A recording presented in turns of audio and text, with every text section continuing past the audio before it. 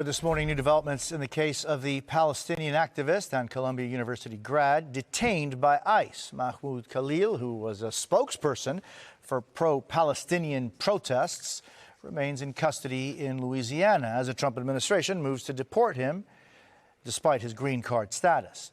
Joining us now, Charlie Savage, reporter for the New York Times. Charlie, it's great seeing you. Thank you. Where do things stand on this case as of right now? As of right now, he is still detained in an ICE facility in Louisiana. A judge in New York has ordered the government not to deport him for now. There is a series of sort of complicated legal fights going on about whether New York is even the right place for a challenge to his detention to happen, because he had been moved to New Jersey and then Louisiana along the way. So maybe judges there should be the ones overseeing this case.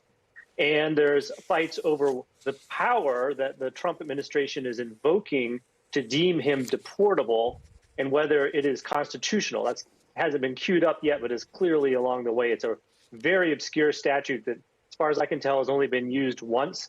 And it's because green card holders have constitutional rights, it's not clear that that provision actually is constitutional in a situation like this. So it's a real tangle. Yeah, and sure.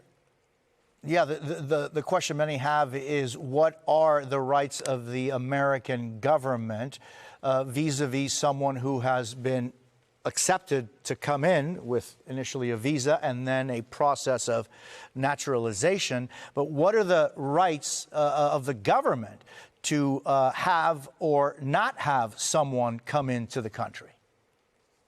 Well, when someone is not in the country yet, the government, the executive branch, has plenary authority to decide we're not going to let this person in. And so that's not in dispute. But this is someone the government did let in and did grant a visa to and then grant a permanent residency to. And so even though he is not an American citizen, lawful permanent residents, green card holders, are also protected by the Constitution.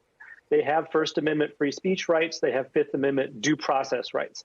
And so this obscure provision in the Immigration and Naturalization Act that says the Secretary of State can kick anyone out if he decides their presence here is contrary to our foreign policy, which seems to give him just unfettered plenary authority, Marco Rubio in this case, just to kick anyone out, has to be tested against these constitutional rights. You don't usually think about the government as having rights, but people have rights in the Bill of Rights.